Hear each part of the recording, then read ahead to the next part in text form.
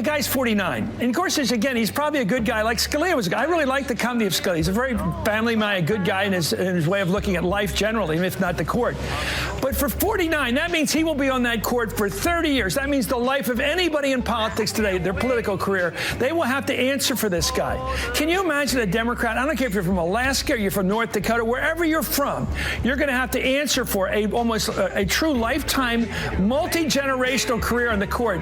Every ruling this guy Gorsuch makes is a decisive vote in any way influences your belief about Citizens United, about abortion rights, about gay equal marriage, equality of marriage, any one of the issues to care about, gun rights. Every time he votes the wrong way, it's going to be on you.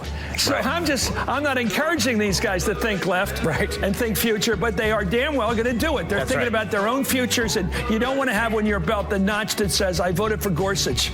I'm proud of it. It's not going to be. So I think it's 52 votes maximum. We're going to have a real fight here, a real fight over that 60-vote threshold. William Jacobson joins us right now. Professor of Law, Director of Securities Law Clinic at Cornell Law School. I know him best as the main brain behind legalinsurrection.com, and that clip from Chris Matthews highlighted very prominently at legalinsurrection.com.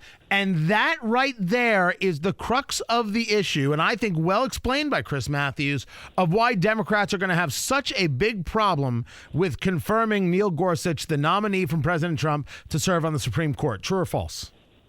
Absolutely true, and thanks for having me on. That is, Trump's pick was so brilliant in many ways. One, the Federalist Society, which I respect a lot, has essentially blessed Judge Gorsuch, future Justice Gorsuch, as being somebody who is going to be reliable, really a conservative thinker, hopefully not another David Souter.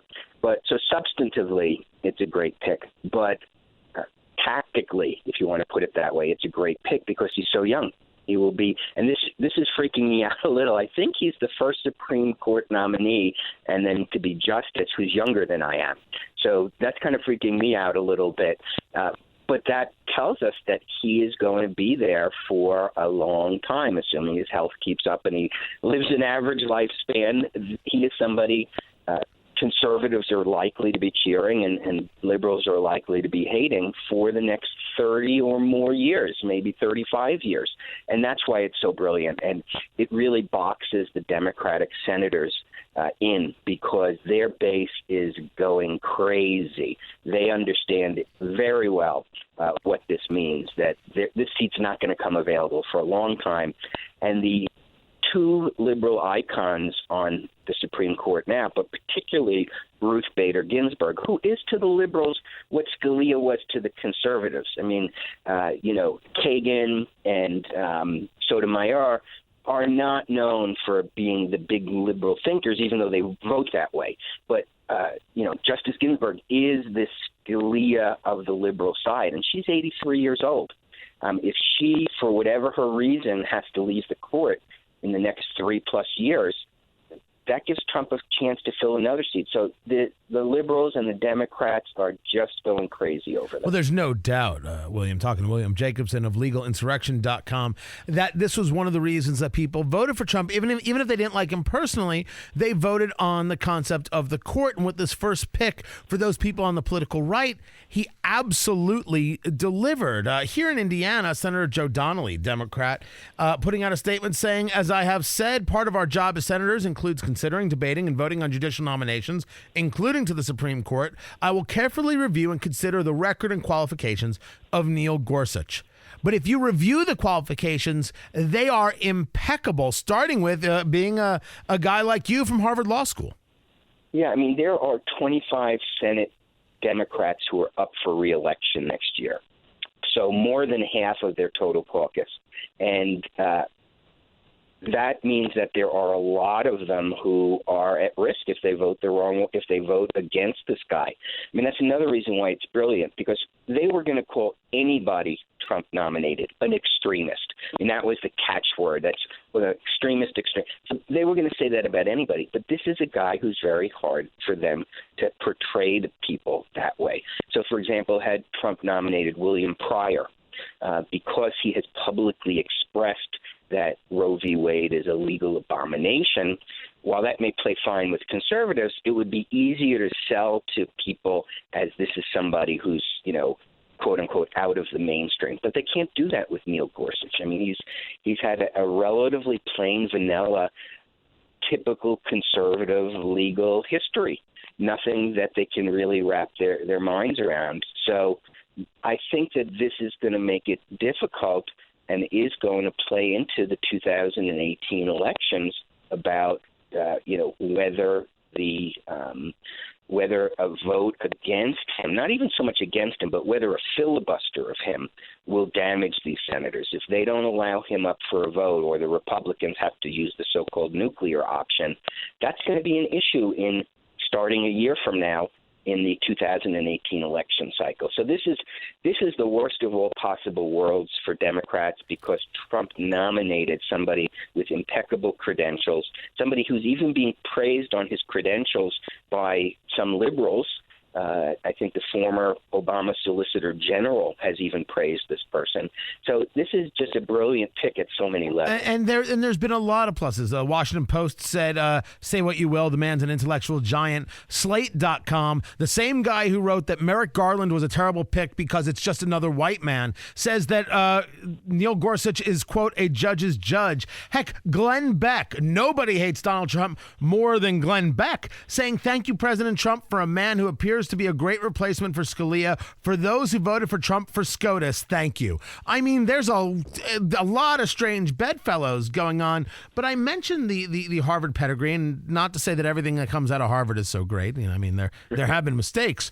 Yeah, one in particular. Right, but the question I think that you brought up that I think is interesting, that I would love to get a little more explanation of. Let's say that you have to engage the nuclear option. Democrats want a filibuster. This is clearly a good choice. The Republicans go about the nuclear option, which would change the vote count necessary for confirmation from 60 votes to a simple majority, 50 plus 1, 51 votes. Your words were that this would affect the Democrats in a negative way. How do you see that? Well, what it is it's not the actual vote. The vote itself, as it goes to the floor of the Senate, is still 51. It's closing debate, so-called cloture. So you need 60 votes to end debate. And that is the rule that Harry Reid changed for all judges below the Supreme Court level in 2013. That's the so-called nuclear option. It allows, effectively, it turns it into a 51 vote requirement. So I think that will affect Democrats, because if this is a guy who's so mainstream, there's no reason not to give him a vote. This isn't the last year Trump's in office, as it was for Obama with Merrick Garland, and they were trying to squeeze it in before Obama left office. So I think that it will, with a guy with these credentials and all the people you've been quoting and others have been quoting, praising him, those will be the TV commercials, that whatever the senator is, or whoever the senator is, that this is a person who went against what even mainstream liberals thought about this judge. And so I think it will be an election issue. I don't know that it's going to be a decisive issue. I mean, there's so much else going on in the world politically, but I think it will be an issue. And it also will be a motivator to get out the conservative vote, that if you let the Democrats retake the Senate, you will never get a guy like Neil Gorsuch again. You will get an Elena Kagan or Sotomayor or Ruth Bader Ginsburg or Steve Breyer. So I think that what it is, it's a motivator, because the history of midterm elections is that the party in office in the presidency does very poorly. And part of that is people who support the existing president just aren't as motivated to get out. It's the opposition that's motivated to get out. So this will be both something that can be used against Democratic senators who refuse to allow a vote on him, and it also will be a motivator for conservatives to get out, that this election, even though it's a midterm election, really does matter. In 30 seconds or less, is there one case that you think will be coming up in front of the Supreme Court this year that you would be excited to have a Justice Gorsuch deciding on? You know, I really haven't thought that through, so I can't answer that question. But I do know that the Trump administration wants to get him in place by April 1 because April's a very important month. A lot of cases that are going to come up for decision in June, which is the end of the term, late June, they vote on them internally. We don't know what the vote is, of course, and they discuss them, and they essentially come to their conclusion in April. Because it takes a month or two to write up the decision. So April is a very important month, and I saw Mitch McConnell, I think it was on Fox News last night, saying his goal and his intention is to get Justice Gorsuch in place by the end of March. William Jacobson from Legal Insurrection, legalinsurrection.com. I appreciate you. More ahead. I'm Tony Katz.